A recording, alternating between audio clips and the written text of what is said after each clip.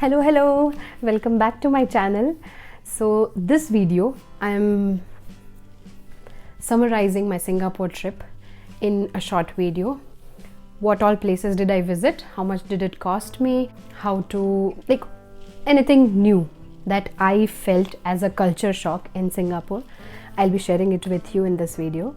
And the inspiration, I would say the idea for this video came up when one of my friend here asked me that his family is going to visit Singapore, so what all places, what's the budget and cost, everything. So it just clicked me that I should make a video on this.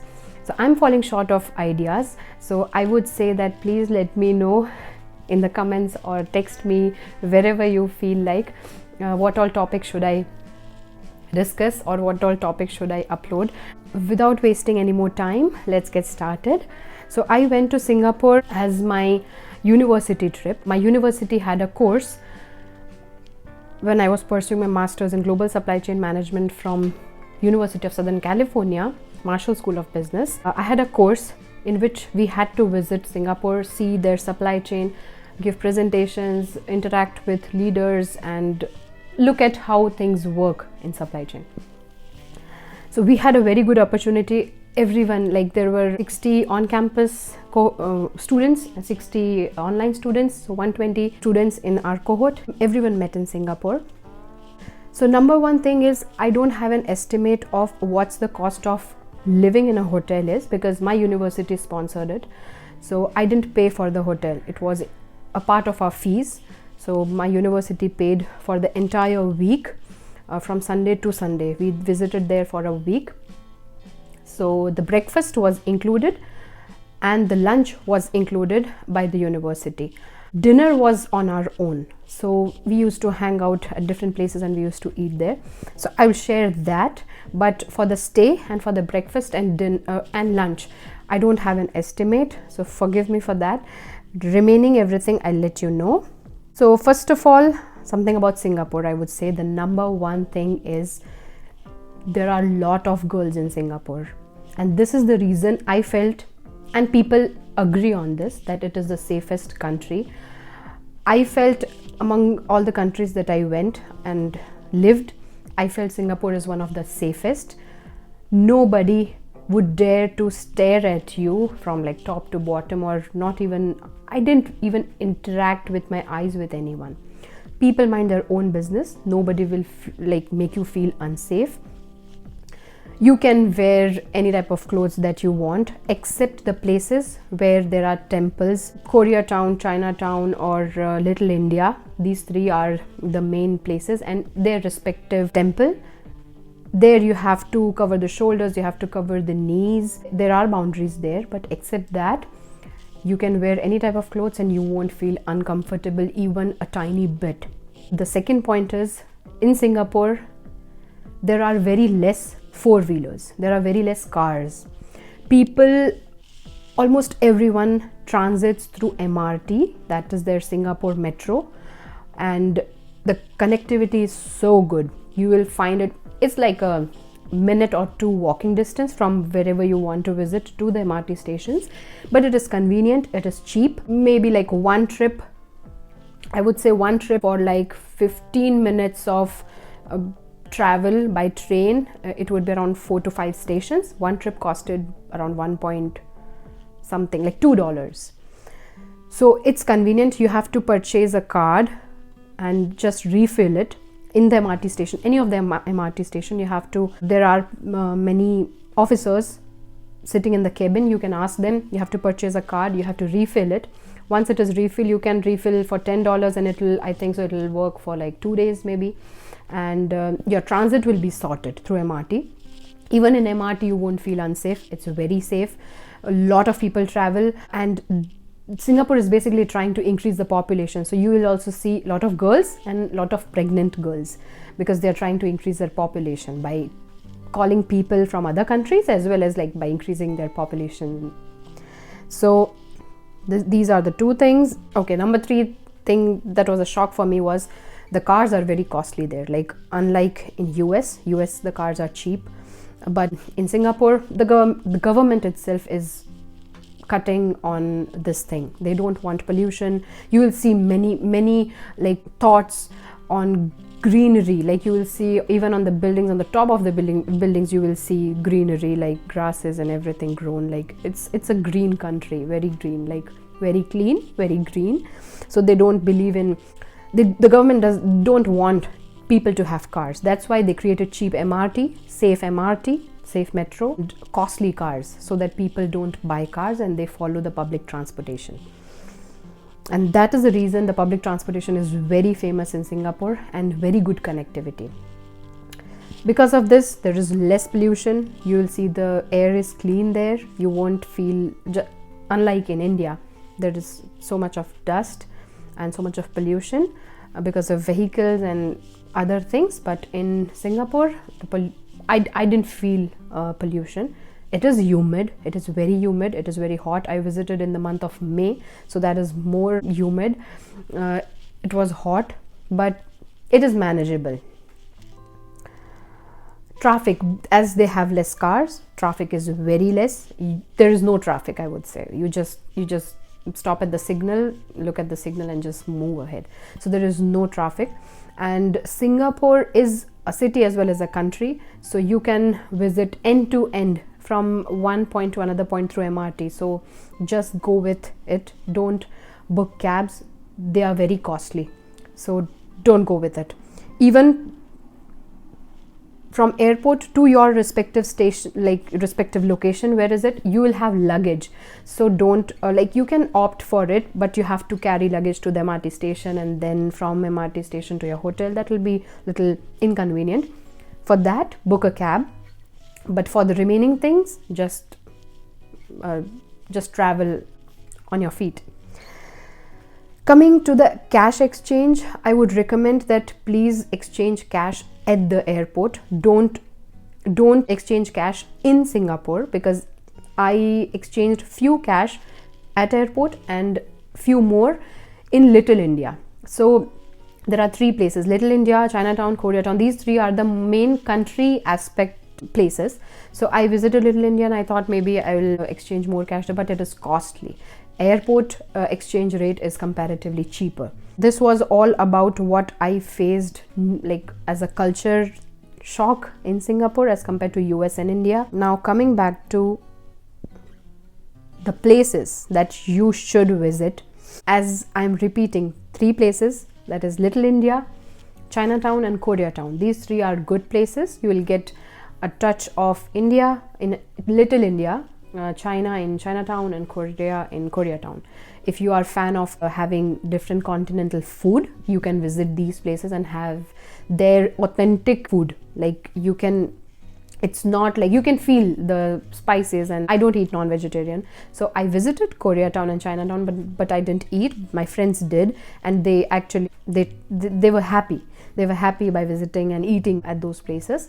So if you are a fan of having tasting different food, you can visit these places. Next place is definitely the Changi airport.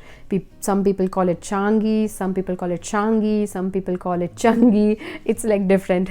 So Changi airport is one of its kind. You might have seen my video. It is, I'm sorry, I have a little bit of cold. It is really out of the world for me. Like no other airport is like that. It's a different thing. I don't consider it as an airport. It's a different place. Like it's completely different. There are many activities that you can do. There are shopping outlets, good brands. You can do shopping there, or you can have there are some activities related to fun activities where if you have kids, they can have fun there. So you can see my video and you can find like what all things are there to do at Changi airport. The next one is definitely Marina Bay Sands. This is a place with the 3 buildings and a ship on top of it. Must visit. The 3 buildings and the ship on it. Marina Bay Sands looks good from far, but I went on top of that place, on the ship on the top. There is a restaurant, rooftop restaurant and bar called C'est La Vie. I visited there. The view from there is not that good because you just see the buildings. You get good sunset view from there I would say. If you are a fan of sunsets and sunrise, visit that place. As it is a restaurant and bar, it's good for sunsets. Sunrise, I don't think it'll be open at that time, but yes, sunsets are really beautiful on the top of Marina Bay Sands. C'est la vie restaurant. The next is Gardens by the Bay. Gardens by the Bay is basically, they created big trees, like it's a metal tree, but they planted trees on that metal part, and they tried to create a huge tree sort of thing. So Gardens by the Bay is basically, it's actually by the bay, and it has a lot of greenery, and they have a show during evening. You have to check the show timings, and you can just walk in.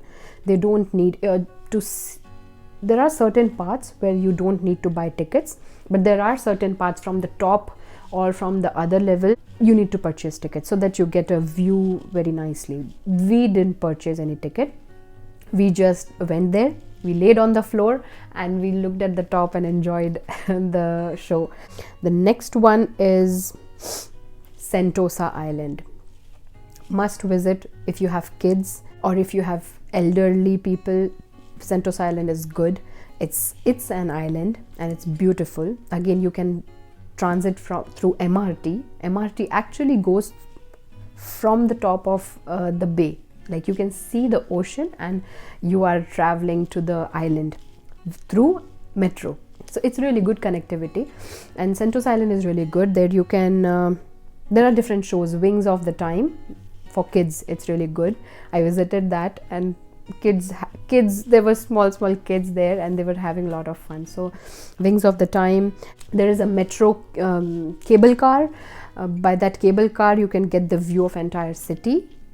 If you are again a day person, you can visit in the daytime, but if you want to see the night view, you can visit during the night and you can have a good view. The cable car thing stops, like it closes at 7 or 8 p.m. I think, so you should check the timings because they get revised according to the season. But yes, it gets closed. So before visiting any of the places, do check the timings and the ticket prices, because they increase or decrease the ticket prices. The next place to visit is, if you're going with friends, do visit Haji Lane. Haji Lane is such a beautiful place to hang out with your friends. Every evening we visited, me and my friends, every evening we went to Haji Lane. Like wherever we are, we used to roam everywhere. Like we used to visit other places, and during the evening everyone used to gather in the Haji Lane, and we used to just hang out. We actually we used to walk on the roads at 2 a.m. 3 a.m. so that it is that safe. The next one is definitely the Singapore Flyer, the Ferris wheel. People don't call Ferris wheel there, they get hurt. They say it's not Ferris wheel, it's Singapore Flyer. So Singapore Flyer is good. You get a glass of champagne and a little bit of snacks in the ticket itself. It's included, but you need to check again because this was sponsored by the university for us, so I don't know how much it costed, but it was good experience. It's quite slow, it just goes up and you can see the entire Singapore from both the sides. While going up and while coming down, you get to have a view of the city. The next spot is Clarke Quay. It's basically the river, I would say. It's flowing towards the bay, and both sides they have buildings, they have city developed, so you can have this tourist thing. You can see my video. We had this experience of sitting in a boat, or I would say a boat, yeah, and we traveled from the Clarke Quay entire city. We looked at the entire city from the river point of view, and then we went to the Marina Bay Sands where the lion spitting water, I would say, that place, that's the end point. And then we got down there, we visited the place. So it's a good experience. Like you'll get to see the entire cities, the entire architecture, both of the sides from the boat, while sitting in the boat, and it's a good experience. So, and during the evening, Clarke Quay is really good. Again, a good place to eat, a good place to hang out with friends, and the young population is more, I felt, in Singapore. The evening is quite lit and the days are, again, people go to work and come back from work, that part. Apart from this, Universal, definitely Singapore, people visit Universal. And the other place that I got to know through Instagram is there is one place where you get to have free ice cream for the entire time. Like, you don't have to book any suitable hours or nothing. There is no time limit, there is no fees. Like, you just enter, you get to experience the good different sort of games are there. Like, get your child out in that zone, eat as much ice cream as you can, different flavors you can taste, you can eat, and you can have fun in that area. So you can just search on Google the free ice cream place in Singapore. You'll get to know that it's very good. It's colorful, bright pink, bright yellow, and you get to play good games there. It's good. So these are the places that I visited. Now, last point, coming back to the point about how much will it cost.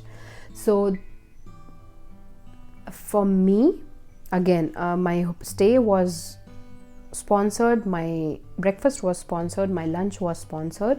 So apart from this, only the dinner thing and the tickets thing that I purchased for the shows and the metro thing, including everything, it costed me around $50 to $60 each night for the dinner, for transit, and for the tickets of any shows that I purchased.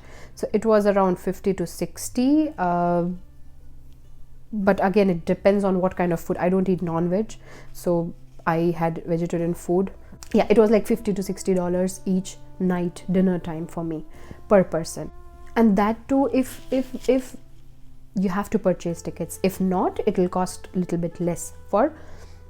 So I would say for the entire day, I think so, in any of the hotels, breakfast will be included, so you don't need to worry about the breakfast. But lunch and dinner, including maybe the tickets, it will cost you around $100 a day.